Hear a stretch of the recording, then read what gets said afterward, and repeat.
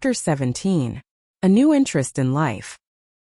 The next afternoon, Anne, bending over her patchwork at the kitchen window, happened to glance out and beheld Diana down by the Dryad's bubble beckoning mysteriously. In a trice, Anne was out of the house and flying down to the hollow, astonishment and hope struggling in her expressive eyes. But the hope faded when she saw Diana's dejected countenance. "Your mother hasn't relented?" she gasped. Diana shook her head mournfully. "No, and she says I'm never to play with you again. I've cried and I told her it wasn't your fault, but it wasn't any use. I had ever such a time coaxing her to let me come down and say goodbye to you. She said I was only to stay 10 minutes and she's timing me by the clock." "10 minutes isn't very long to say an eternal farewell in," said Anne tearfully. "Oh, Diana, will you promise faithfully never to forget me, the friend of your youth, no matter what dearer friends may caress thee?" "Indeed I will," sobbed Diana. "And I'll never have another bosom friend. I don't want to have. I couldn't love anybody as I love you." "Oh, Diana," cried Anne, clasping her hands, "do you love me?" "Why, of course I do. Didn't you know that?" "No." Anne drew a long breath. "I thought you liked me, of course, but I never hoped you loved me." "Why, Diana, I didn't think anybody could love me. Nobody ever has loved me since I can remember." "Oh, this is wonderful. It's a ray of light which will forever shine on the darkness of a path severed from thee, Diana. Oh, just say it once again." "I love you devotedly, said Diana stanchly. "And I always will, you may be sure of that." "And I will always love thee, Diana," said Anne, solemnly extending her hand. "In the years to come thy memory will shine like a star over my lonely life, as that last story we read together says. Diana, wilt thou give me a lock of thy jet-black tresses, in parting to treasure forevermore?" "Have you got anything to cut it with?" queried Diana, wiping away the tears which Anne's affecting accents had caused to flow afresh, and returning to practicalities. "Yes. I've got my patchwork scissors in my apron pocket fortunately," said Anne. She solemnly clipped one of Diana's curls. "Fare thee well, my beloved friend. Henceforth we must be as strangers though living side by side. But my heart will ever be faithful to thee." Anne stood and watched Diana out of sight, mournfully waving her hand to the latter whenever she turned to look back. Then she returned to the house, not a little consoled for the time being by this romantic parting. "It is all over," she informed Marilla. "I shall never have another friend. I'm really worse off than ever before, for I haven't Katie Maurice and Violetta now. And even if I had, it wouldn't be the same. Somehow, little dream girls are not satisfying after a real friend. Diana and I had such an affecting farewell down by the spring. It will be sacred in my memory forever. I used the most pathetic language I could think of and said, thou and thee. Thou and thee seem so much more romantic than you." Diana gave me a lock of her hair, and I'm going to sew it up in a little bag and wear it around my neck all my life. Please see that it is buried with me, for I don't believe I'll live very long. Perhaps when she sees me lying cold and dead before her, Mrs. Barry may feel remorse for what she has done and will let Diana come to my funeral. "I don't think there is much fear of your dying of grief as long as you can talk, Anne," said Marilla unsympathetically. The following Monday, Anne surprised Marilla by coming down from her room with her basket of books on her arm and hip, and her lips primmed up into a line of determination. "I'm going back to school," she announced. "That is all there is left in life for me, now that my friend has been ruthlessly torn from me. In school I can look at her and muse over days departed." "You'd better muse over your lessons and sums," said Marilla, concealing her delight at this development of the situation. "If you're going back to school, I hope we'll hear no more of breaking slates over people's heads and such carryings on. Behave yourself and do just what your teacher tells you." "I'll try to be a model pupil," agreed Anne dolefully. "There won't be much fun in it, I expect. Mr. Phillips said Minnie Andrews was a model pupil, and there isn't a spark of imagination or life in her. She is just dull and poky and never seems to have a good time. But I feel so depressed that perhaps it will come easy to me now. I'm going round by the road. I couldn't bear to go by the birch path all alone. I should weep bitter tears if I did." Anne was welcomed back to school with open arms.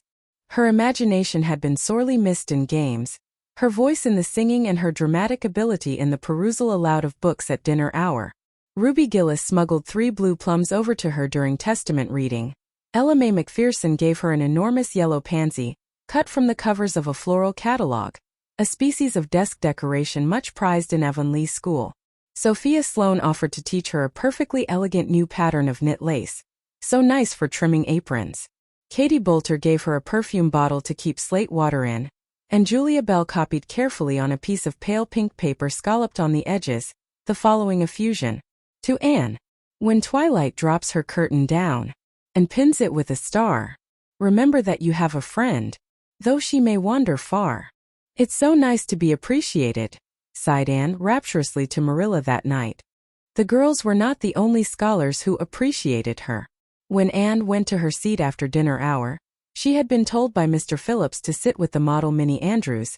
She found on her desk a big luscious strawberry apple, and caught it up all ready to take a bite, when she remembered that the only place in Avonlea where strawberry apples grew was in the old Blythe orchard on the other side of the Lake of Shining Waters. Anne dropped the apple as if it were a red-hot coal and ostentatiously wiped her fingers on her handkerchief. The apple lay untouched on her desk until the next morning, when little Timothy Andrews, who swept the school and kindled the fire, annexed it as one of his perquisites. Charlie Sloane's slate pencil, gorgeously bedizened with striped red and yellow paper, costing 2 cents where ordinary pencils cost only 1, which he sent up to her after dinner hour, met with a more favorable reception. Anne was graciously pleased to accept it and rewarded the donor with a smile which exalted that infatuated youth straightway into the 7th heaven of delight, and caused him to make such fearful errors in his dictation that Mr. Phillips kept him in after school to rewrite it.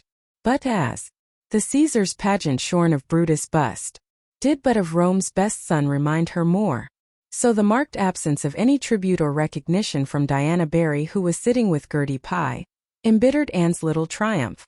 Diana might just have smiled at me once, I think, she mourned to Marilla that night.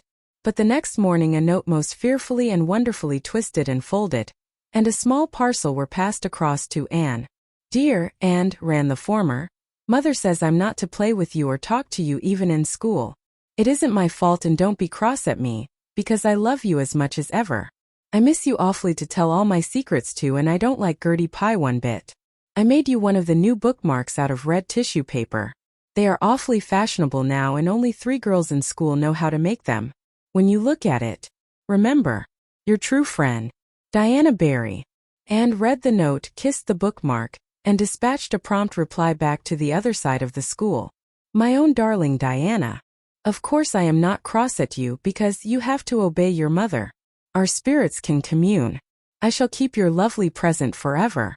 Minnie Andrews is a very nice little girl, although she has no imagination, but after having been Diana's bosom friend, I cannot be Minnie's. Please excuse mistakes because my spelling isn't very good yet, although much improved. Yours until death us do part. And, or Cordelia Shirley. P.S. I shall sleep with your letter under my pillow tonight. A. Or C.S. Marilla pessimistically expected more trouble, since Anne had again begun to go to school. But none developed. Perhaps Anne caught something of the model spirit from Minnie Andrews. At least she got on very well with Mr. Phillips thenceforth. She flung herself into her studies heart and soul, determined not to be outdone in any class by Gilbert Blythe. The rivalry between them was soon apparent. It was entirely good-natured on Gilbert's side, but it is much to be feared that the same thing cannot be said of Anne, who had certainly an unpraiseworthy tenacity for holding grudges. She was as intense in her hatreds as in her loves. She would not stoop to admit that she meant to rival Gilbert in schoolwork, because that would have been to acknowledge his existence, which Anne persistently ignored.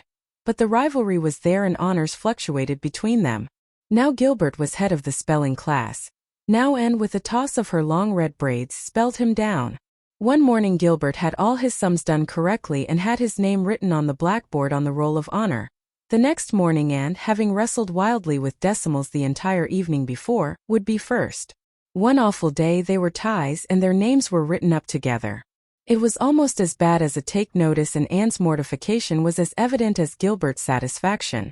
When the written examinations at the end of each month were held, the suspense was terrible. The first month Gilbert came out 3 marks ahead. The second and beat him by 5. But her triumph was marred by the fact that Gilbert congratulated her heartily before the whole school. It would have been ever so much sweeter to her if he had felt the sting of his defeat. Mr. Phillips might not be a very good teacher, but a pupil so inflexibly determined on learning, as Anne was, could hardly escape making progress under any kind of teacher.